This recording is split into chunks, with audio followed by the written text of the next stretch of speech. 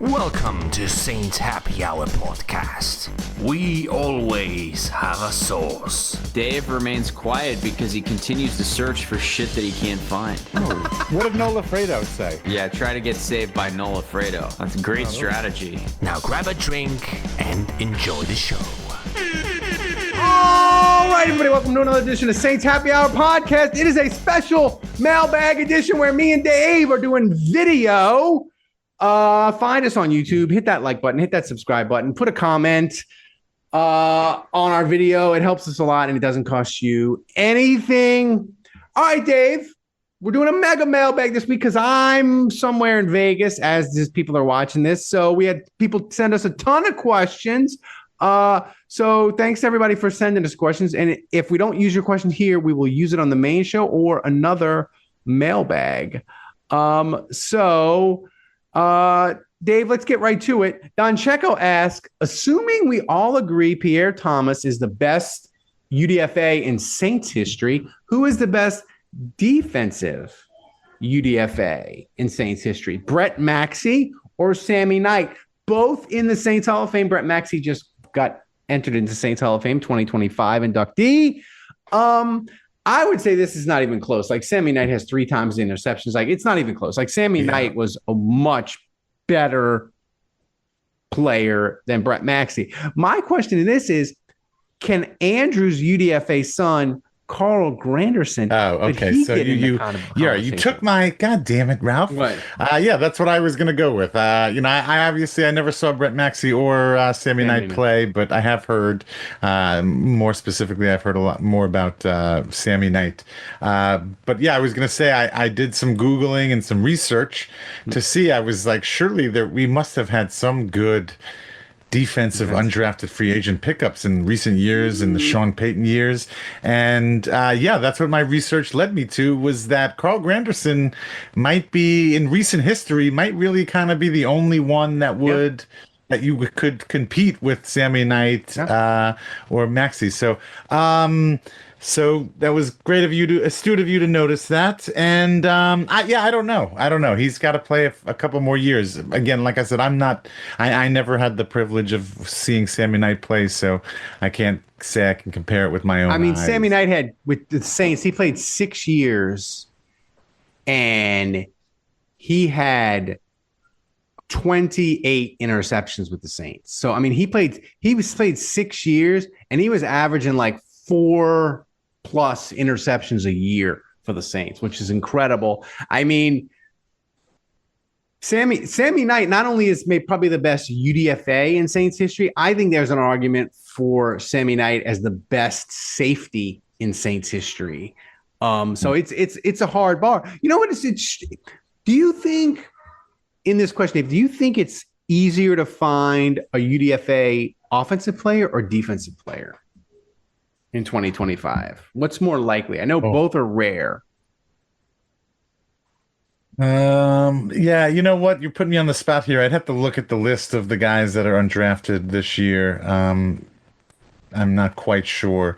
But, obviously, throughout history, especially recently, it does seem like they mostly fall on the offensive side of the ball for some reason. I'm not sure why that is. Yeah, I think because on defense, the measurables really matter. Like, you got to be a certain height, you got to be a certain weight, you got to be a certain speed. And like, if you're smaller on defense and you don't fit the size requirements, it's a much more difficult hill to climb.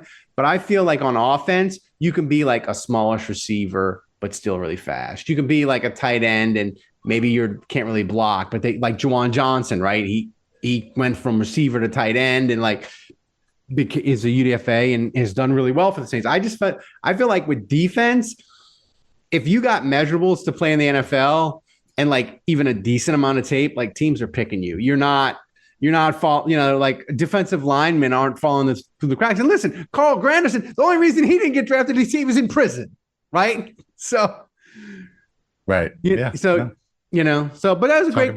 Talk about a comeback story. Yeah, was Sammy Knight in prison when he was picked up by the Saints? No, I don't think Sammy Knight just ran like a terrible 40 time, and teams were like, he's not fast enough, but he was fast. He could he was so football mind was so sharp, he could make up for not running fast by being ahead of the play.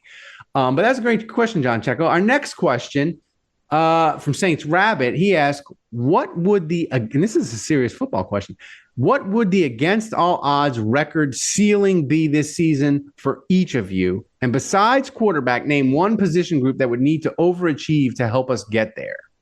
Yeah. I would say the ceiling has got to be,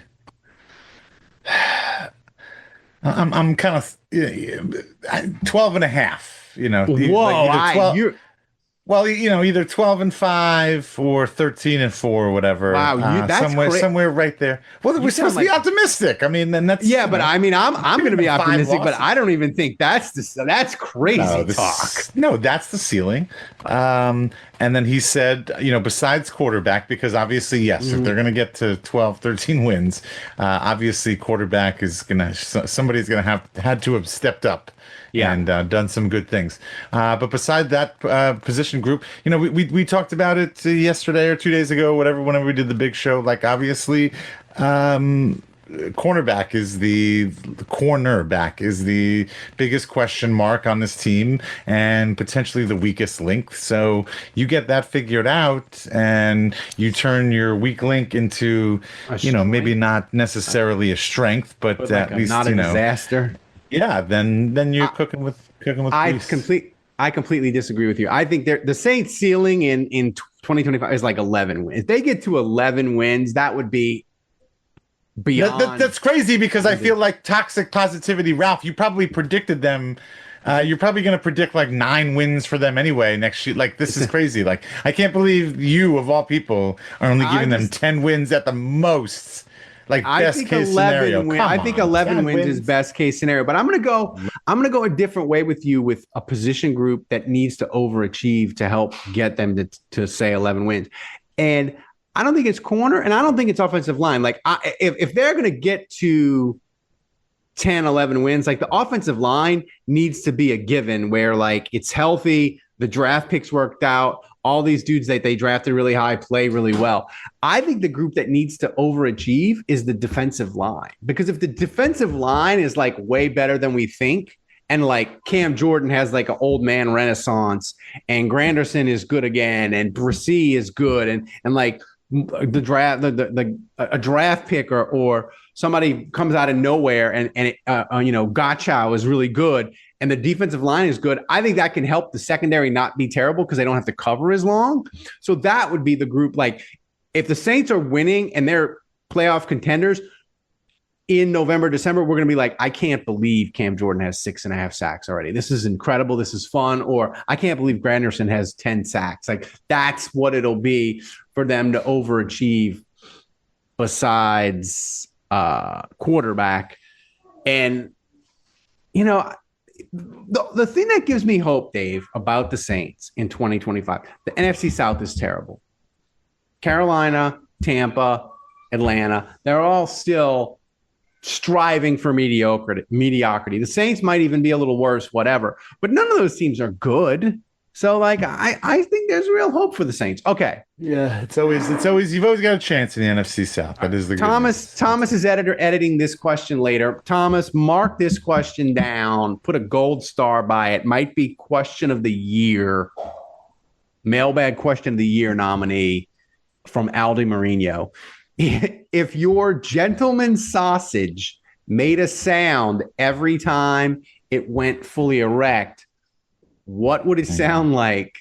Only use the show's sound drops of your own voice as options. See, this is really hard for me because the one I wanted to use is not my voice. All right. Well, here I'm gonna play this. This one's for you. This is what I would play for Ralph. It makes me almost want to vomit. It makes me almost want to vomit sound. I think that's what I would play for Ralph. If it was me, I think it's pretty easy. I got to play this one. Suck on this, Yeah, bitch. I got to play the old "suck on this, bitch."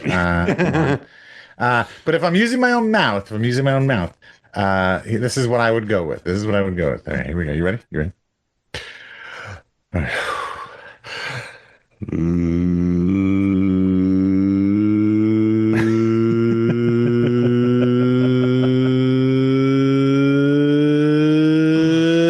Let's get ready to rumble.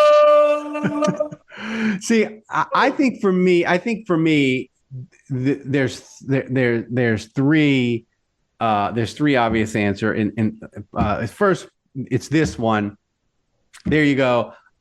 Kiss my crippled ass. That could be fun in the bedroom. Crippled ass. I don't know if Sally would like that one. This is the second other one. That's fucking illegal. Yeah, see, that's a good one too. The other one is Sally, I need assistance. Hey, Sally, I need assistance. Gonna play it. That's probably the winner.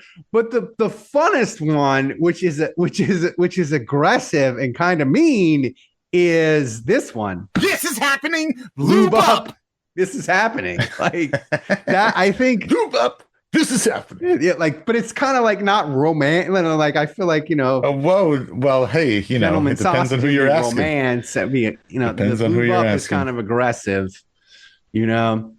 I like it's an all-time question. I think we need to start Thomas like gold starring every time we do a mailbag, and we should do a podcast where it's the questions of the year.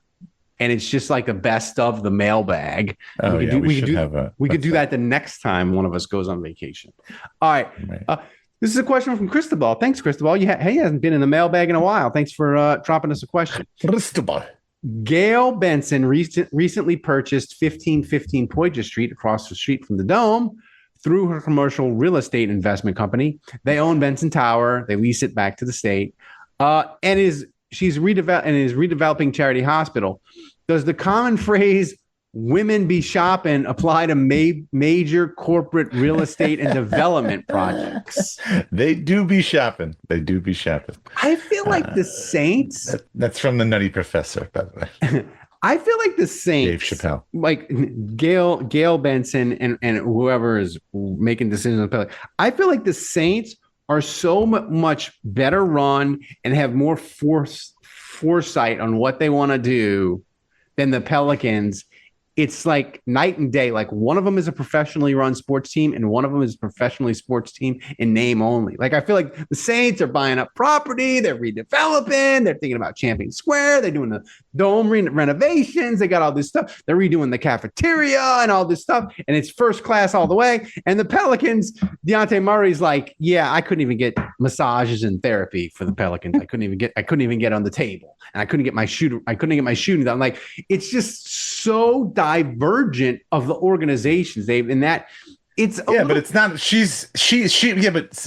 the organization is the organization. Gail Benson is Gail Benson. Like, yes, she owns the Saints, but she's also allowed to do other things and has other business ventures. Like this is a separate business as of now. Yeah, this is a separate business venture. Yeah, I was just thinking. And I actually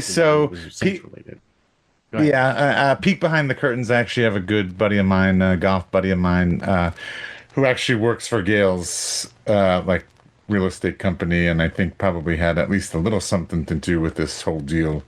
So I'll see if I can find any fun factoids for that.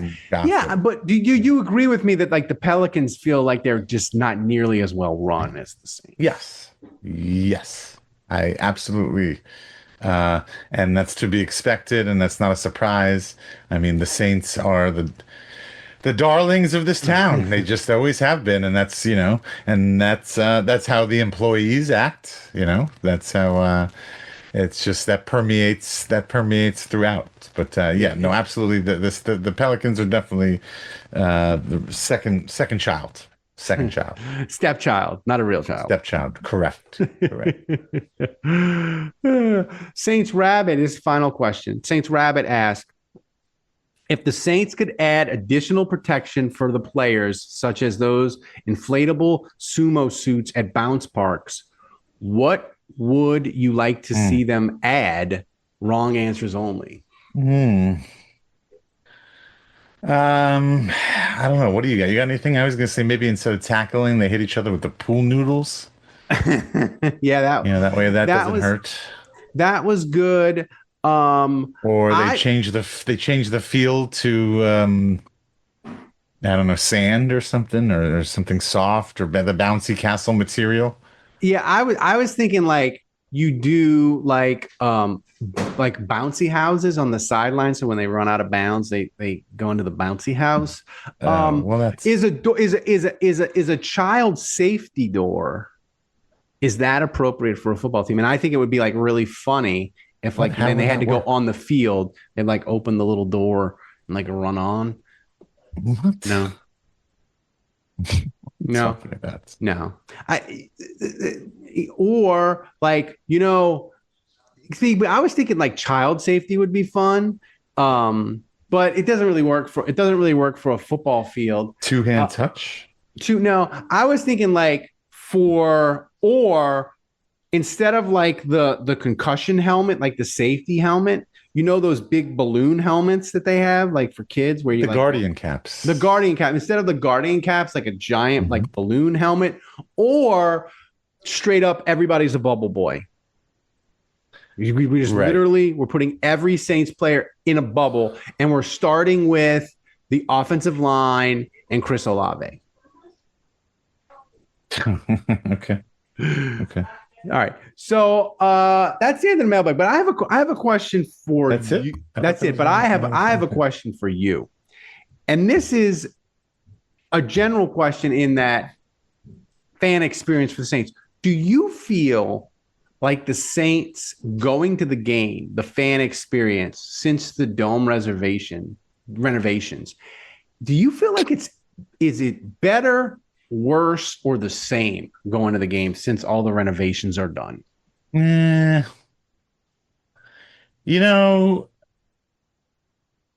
think as these renovations continue and they happen, the dome, for those of us that are of a certain age and that are older, I think the dome loses some of those little unique traits that it had that we enjoyed, that we loved. I'm just spitballing off the top of my head, the ramps. I think a lot of us grew up as kids running up and down those ramps, and now those are gone. And the ramps have honestly, like the ramps have pushed people out of the dome. Like once the ramps were gone, my mom could no longer go to the Saints games because you have the elevator stuff, but the ramps were so easy for like older people, and now they have stairs and it's out. Yeah, they were easy ramps. It was a gradual climb. So things like that, but on the other end of the spectrum, I have to admit I kind of enjoy the whole little like market. I'm speaking strictly plaza level here because that's my game day experience. The switch to these little market things where you just kind of grab what you want and then you just walk over and check out by yourself. I do find that does make things move a little quicker and easier, and it's nicer. I'm not much of a big drinker at the games, but it's nice that you can just walk in and grab a beer from one of those big coolers and then just check yourself out. Yeah. And then also, again, I'm not a big drinker, but it seems like they've got these long ass bars that extend for the length of 3 sections on the plaza level. So if you're into getting mixed drinks, it seems like that's more convenient also for you. So, I think it's, you take the good, you take the bad, you take them all, and there you have the current Superdome. I think I like the fact that they've sort of the concessions. I like the fact that you can do all you can drink Coke. That's nice, especially if you're like me and you sneak in your own booze. I mean, I think as I actually hate that all you can drink Coke thing because we don't need that. This country does not need. As Americans. I need it because I'm a soda addict. I don't the redone bathrooms aren't as I mean they're nicer I guess, but they're smaller and it's just I don't know. And I don't think the food options with the second with the pours, I don't think the food options are much better. No, the food options on the plaza level are still exactly the same. You can kind of get the same stuff. No, the food has always been underwhelming. As for New Orleans standards. Like we've never lived up to our reputation as a city within the Superdome. Yeah, you would think you would think in the modern age of stadiums, the dome would be amazing, and it's just not. No, but I just asked because I think fan experience it becomes kind of more important when they're not winning, maybe. Yeah, and I mean, I think the Saints are a little bit. I think they're a little bit behind in like fan service. I don't think there's anything. Yeah, there's nothing at the Saints game to me that is so, great that it would make me want to go to the games if they were losing. Like, yeah, I agree. There's not much uniqueness to it. I think that's an interesting question as we get into this era of Saints football. But hopefully, maybe Kellen Moore's awesome, Tyler Shuck's awesome. They turn it around like that. So we'll see. But anyway, guys, thanks for joining us. Thanks for supporting the show. Go to Saints Happy Hour, subscribe, follow our channel, do all that. Go to patreon.com/Saints Happy Hour. If you're watching this and you're not a patron, join us. It's the best money you can spend all football season and support the show. Thanks to Dave, who had to run off and go to the bathroom, I'm sure. I'm Ralph Marlboro. Thanks for joining us. And until next time, the bar is closed.